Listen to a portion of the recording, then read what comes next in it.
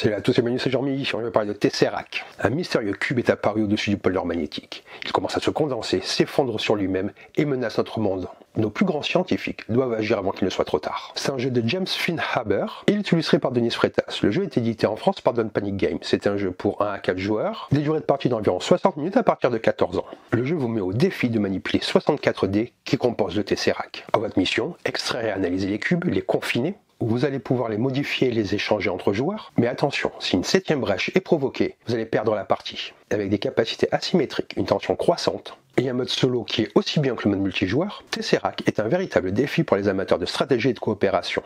Allez, on va voir comment ça se passe. Et on se retrouve avec le jeu. Donc là, ce que je vais faire, c'est que je vais vous expliquer les règles du jeu, et ensuite, comme maintenant vous avez l'habitude, je vous donnerai mon avis sur ce dernier. Cela fait maintenant 6 jours que le Tesseract a fait son apparition, flottant mystérieusement au-dessus du pôle nord magnétique.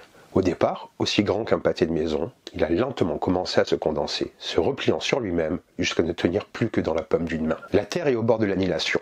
La puissance du Tesseract ne cesse d'augmenter, et il est désormais sur le point d'imploser, modifiant l'espace-temps sur les caprices de ses créateurs, réduisant ainsi notre planète à une simple poussière. Les plus grands esprits de notre monde se battent sans relâche pour contenir cette menace. Mais réussiront-ils à maîtriser le Tesseract à temps, ou l'humanité sombrera-t-elle dans l'oubli ?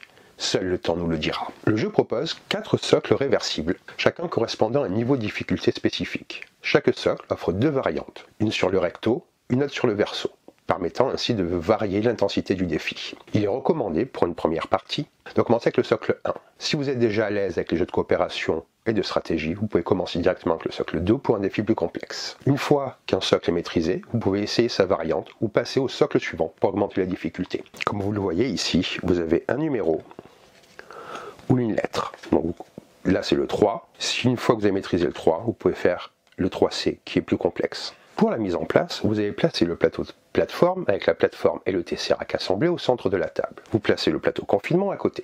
Vous allez mélanger les cartes confinement et en placer une face cachée devant chaque icône du plateau confinement, comme j'ai fait ici. Vous mettez les cartes restantes de côté, elles ne seront pas utilisées pendant cette partie. Vous allez séparer les cartes recherche par niveau, vous mélangez chaque paquet séparément et formez 3 pioches face cachée à côté du plateau confinement. Placez la fiche brèche sous le plateau confinement et positionnez le jeton brèche sur la case 0. Donnez à chaque joueur une fiche labo ainsi qu'un jeton d'action. Cela vous permettra de suivre les actions restantes lors de votre tour. Mélangez les cartes scientifiques et distribuez-en une à chaque joueur. Placez les cartes à côté des fiches labo et lisez à voix haute la capacité et l'action spéciale de chaque scientifique. Vous pouvez les attribuer aléatoirement pour varier les parties ou bien choisir les membres de votre équipe de recherche. Pour le mode solo, pour la mise en place, vous installez comme ici 2 fiches labo, chacune associée à une carte scientifique, et vous incarnez chaque scientifique à tour de rôle. Et vous distribuez une carte de recherche N2 à chaque joueur, à placer face visible sous sa carte scientifique. Pour créer le cube, vous assemblez donc la plateforme, vous choisissez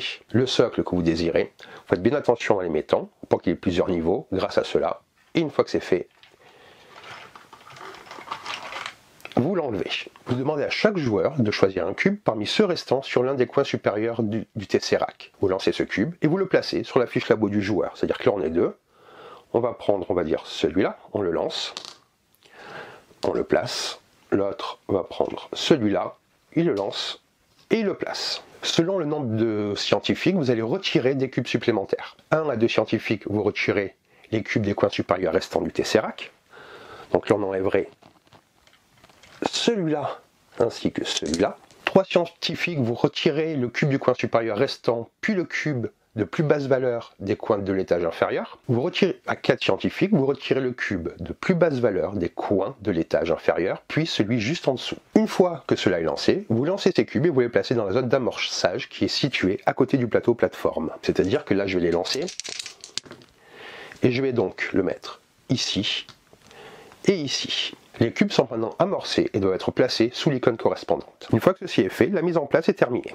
Quel est le but du jeu ? Tesseract est un jeu coopératif où vous incarnez des scientifiques qui ont été choisis pour neutraliser le Tesseract. Une fois entièrement amorcé, le Tesseract déchirerait l'espace-temps, entraînant la destruction de notre monde. Vous réussirez si vous parvenez à confiner un cube de chaque couleur et de chaque valeur, remplissant les 24 cases du plateau confinement. Vous échouez dans l'une des 2 situations suivantes. Le dernier cube du Tesseract est retiré, une 7ème brèche se forme. Comment se passe un tour de jeu ? Vous allez déterminer le premier joueur. La personne la plus à l'aise avec les règles, ou celle ayant regardé l'avant-dernier, joue en premier. Ensuite, les joueurs vont jouer à tour de rôle dans le sens horaire. Un tour est divisé en 2 phases. Une phase d'action, chaque joueur effectue 3 actions à son tour et peut jouer autant de cartes recherche qu'il le souhaite de sa main.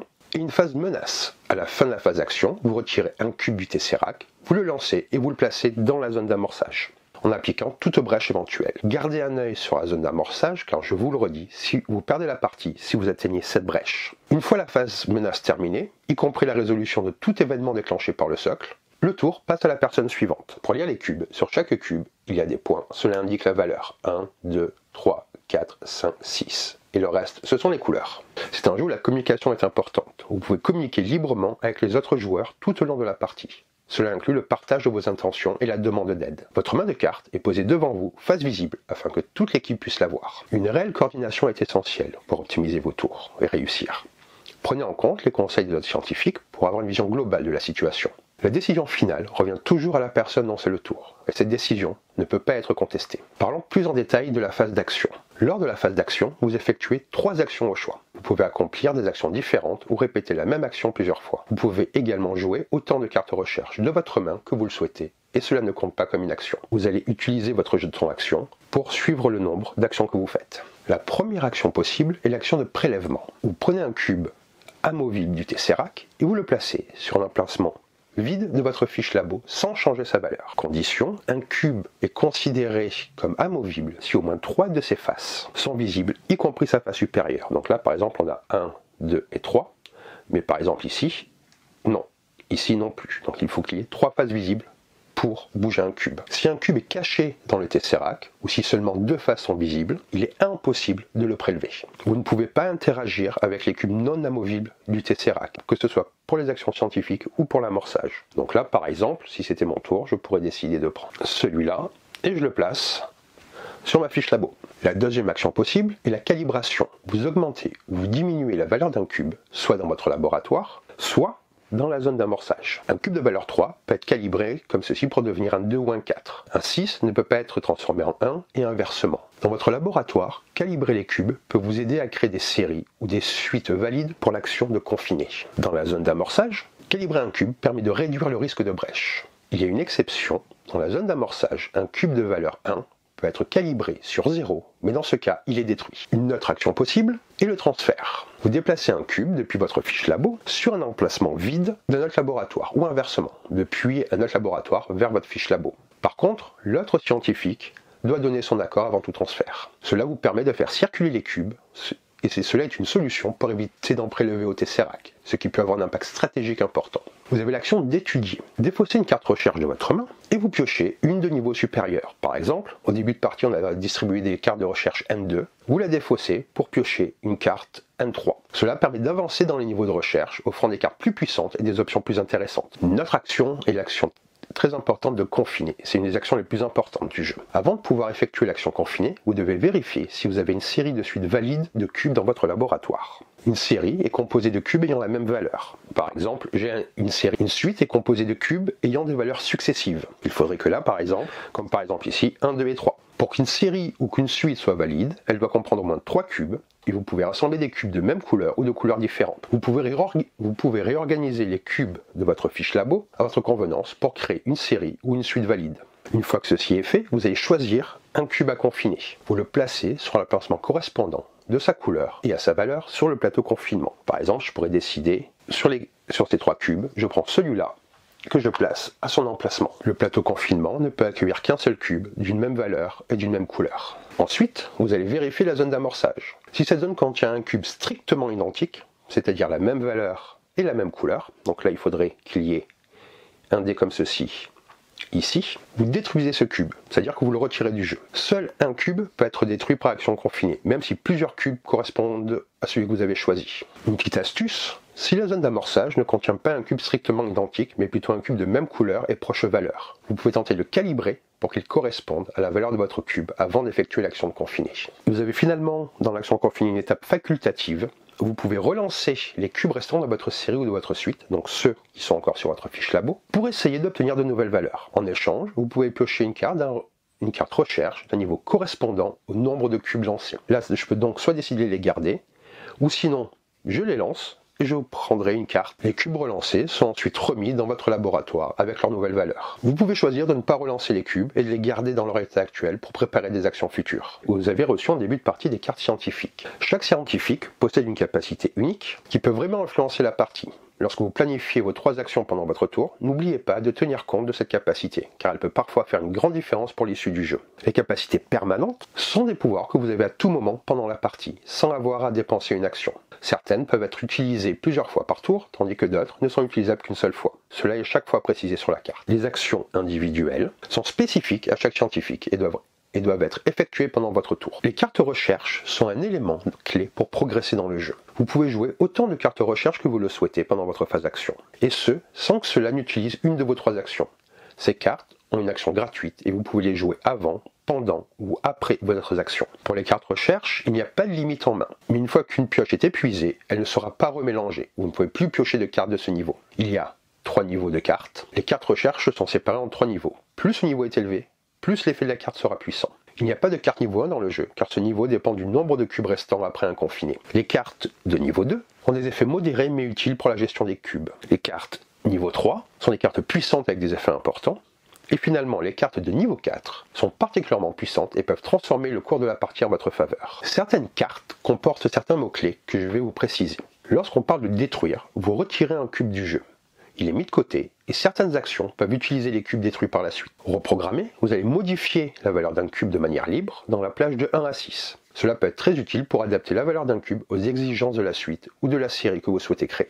Inverser, vous retournez un cube sur sa face opposée. Par exemple, un cube de valeur 1 devient un 6. Cela permet de manipuler la valeur des cubes d'une manière stratégique. Restructurer, vous déplacez un cube amovible dans le Tesseract. Cela peut être crucial pour organiser les cubes dans le Tesseract sans dépasser 4 étages. Le fait de déplacer un cube dans le Tesseract peut réactiver un événement associé lorsque le cube sera retiré du Tesseract. Certains scientifiques sont particulièrement axés sur le soutien et le travail d'équipe. Par exemple, un scientifique ayant une capacité spécifique liée à la transmission pourra vous aider à prendre des cubes, les calibrer et les faire circuler d'un laboratoire à l'autre. Ces rôles de soutien, comme ceux des ingénieurs, peuvent sembler moins actifs ou plus passifs pendant une partie, mais ils sont tout aussi essentiels. Ne sous-estimez pas ces capacités, elles permettent à votre équipe de mieux collaborer et d'optimiser chaque tour. Une fois que la phase d'action est terminée, vous allez passer à la phase de menace. La phase de menace est cruciale pour la survie dans Tesseract. C'est le moment où le Tesseract se reconfigure et peut entraîner des brèches et des événements inattendus qui compliqueront davantage la tâche des scientifiques. Lors de la phase de menace, un cube est amorcé à chaque tour. Le processus d'amorçage suit les étapes suivantes. Vous allez identifier le cube amovible le plus en bas, en hauteur et en valeur. Si plusieurs cubes sont à la même hauteur, c'est la valeur du cube qui déterminera lequel sera amorcé. Je vous rappelle, on peut interagir avec un cube si 3 de ses faces sont visibles. On va dire qu'après avoir regardé les valeurs, c'est lui qui peut amorcer, donc je le prends, et vous le déplacez, c'est la zone d'amorçage, donc là, ici.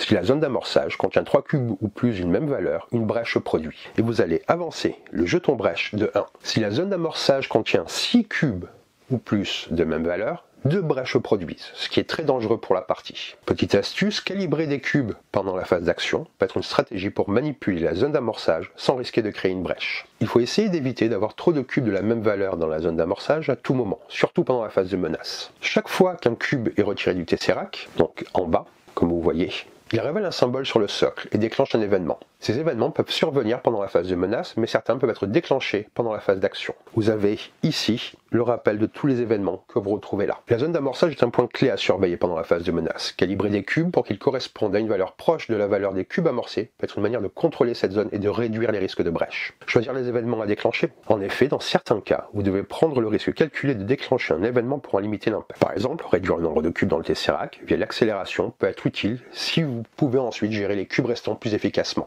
Il faut aussi penser à anticiper les événements dangereux. Certains événements, comme l'onde de choc ou la fission, sont particulièrement décisifs lorsqu'ils se produisent. Il est essentiel d'avoir un plan d'urgence pour récupérer ou minimiser les dégâts. Par exemple, si vous avez un cube amorcé de valeur 1, vous pouvez utiliser l'action de calibrer pour réduire sa valeur et ainsi le détruire. Cela permet de diminuer le nombre de cubes dans la zone d'amorçage et de réduire le risque de brèche. Calibrer les cubes dans la zone d'amorçage pour éviter que 2 cubes de même valeur s'y retrouvent, cela représente une menace imminente en effet pour la création d'une brèche. Parfois, il peut même être judicieux de calibrer à la hausse plutôt qu'à la baisse. Cela permet de mieux répartir les cubes dans la zone d'amorçage et de gérer les valeurs en fonction des cubes déjà présents. Lorsque vous effectuez l'action confinée, essayez de détruire en même temps un cube amorcé ayant la même valeur et la même couleur. Cela permet de détruire des cubes dans la zone d'amorçage tout en accomplissant un objectif stratégique. Cela réduit efficacement les cubes dans la zone d'amorçage et empêche l'accumulation de cubes similaires qui pourraient causer une brèche. Vous allez avoir des bonus de confinement. Au fur et à mesure que vous confinez des cubes, vous débloquerez des technologies supplémentaires qui peuvent améliorer vos chances de succès. On a disposé 6 cartes confinement au début de la partie. Ces cartes peuvent être jouées à tout moment lors de la phase d'action. Elles sont beaucoup plus puissantes que les cartes recherche. Chaque carte confinement est liée à une colonne spécifique. Pour la débloquer, il faut placer 2 cubes dans cette colonne. La carte est alors retournée et l'effet visible, mais vous ne pouvez pas encore l'utiliser. Dès que 4 cubes sont placés dans la colonne, la carte confinement est débloquée et elle peut être utilisée par n'importe quel scientifique pendant la phase d'action. Une fois jouée, la carte est défaussée. C'est-à-dire que pour cette colonne-là, une fois qu'il y a 2 dés, je la retourne. Une fois qu'il y en a 4, je pourrai utiliser l'effet. Placer 4 cubes dans une colonne spécifique permet de débloquer la carte. Compléter une ligne, c'est-à-dire placer ici 6 cubes de même couleur de valeur 1 à 6, vous permet de récupérer un cube détruit de votre choix, de le lancer et de le placer sur l'emplacement du Tesseract.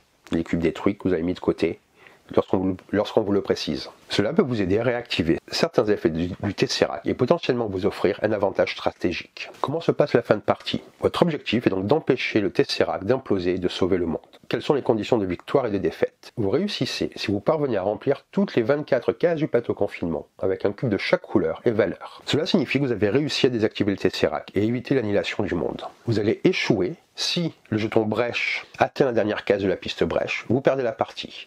La 7e brèche déchire l'espace-temps, signifiant la fin de la mission. La 2e condition de défaite, si au début de la phase menace, il ne reste plus de cubes dans le Tesseract, la partie est perdue, le Tesseract implose et réduit la planète en cendres. Vous avez quelques moyens d'ajuster la difficulté. Si vous cherchez à relever le défi ou à tester votre expertise, il y a quelques variantes. Vous ne distribuez aucune carte recherche au début de la partie. Cela limite les actions disponibles en début de partie et rend la mission plus difficile. Cette variante peut rendre le jeu beaucoup plus périlleux et intéressant pour les joueurs expérimentés. Ou bien vous pouvez retirer 1 ou 2 cubes supplémentaires du Tesseract et vous les placer dans la zone d'amorçage dès le début de la partie. Cela augmente le risque de brèche très tôt et réduit le nombre de cubes disponibles dans le Tesseract. C'est une variante qui va être réservée aux joueurs plus téméraires. Je vais vous redire brièvement comment se passe un tour de jeu. Les joueurs vont jouer à tour de rôle. Il y a d'abord une phase d'action. Vous effectuez 3 actions et vous jouez autant de cartes recherche que vous le souhaitez. Vous allez pouvoir prélever un cube, vous prenez un cube amovible du Tesseract et vous le placez dans votre laboratoire. Si un symbole est révélé, vous déclenchez l'événement associé. Calibrer, vous allez augmenter ou diminuer la valeur d'un cube dans votre laboratoire ou dans la zone d'amorçage. Vous pouvez transférer,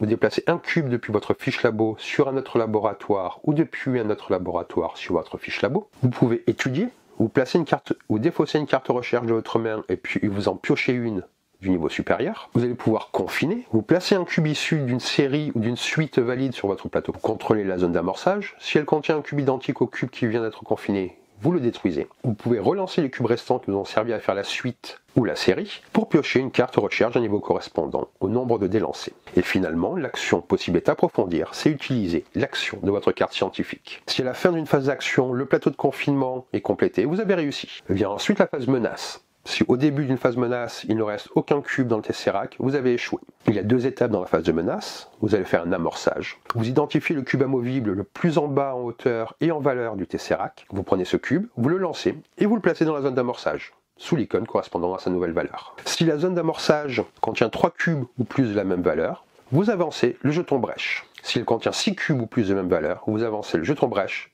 de 2 cases. Si le jeton brèche atteint la case 7, vous échouez. Et si un symbole est révélé, vous déclenchez l'événement associé. Donc voilà pour les règles de Tesseract, je vais maintenant vous dire ce que j'ai pensé du jeu. Dès les premières minutes du jeu, l'univers immersif s'impose de manière évidente. Le concept de sauver le monde en désactivant un dispositif capable de détruire l'espace-temps est fascinant. Et le jeu parvient à traduire cette idée en une mécanique fluide et percutante. Le Tesseract, une machine mystérieuse à l'intérieur de laquelle se trouvent des cubes représentant des fragments d'énergie spatio-temporelle, est un excellent centre de gravité pour l'ensemble du gameplay. L'idée de réorganiser les cubes et de jouer avec des valeurs et couleurs dans le but d'éviter une implosion du Tesseract est non seulement originale, mais aussi parfaitement mise en scène tout au long de la partie. Les scientifiques que les joueurs incarnent ont une spécification unique, ce qui enrichit l'expérience en ajoutant une profondeur supplémentaire à la dynamique de groupe. En fonction de leurs expertises, les joueurs doivent collaborer pour éviter les brèches et manipuler les cubes afin de maintenir l'équilibre du Tesseract. Le thème d'une équipe de scientifiques essayant de sauver le monde s'intègre parfaitement aux mécaniques de jeu, créant ainsi une atmosphère tendue et pleine de surprises. Les mécaniques de jeu sont sans doute l'un des éléments qui rend le jeu aussi captivant. Le système de calibrage de cubes, de confinés,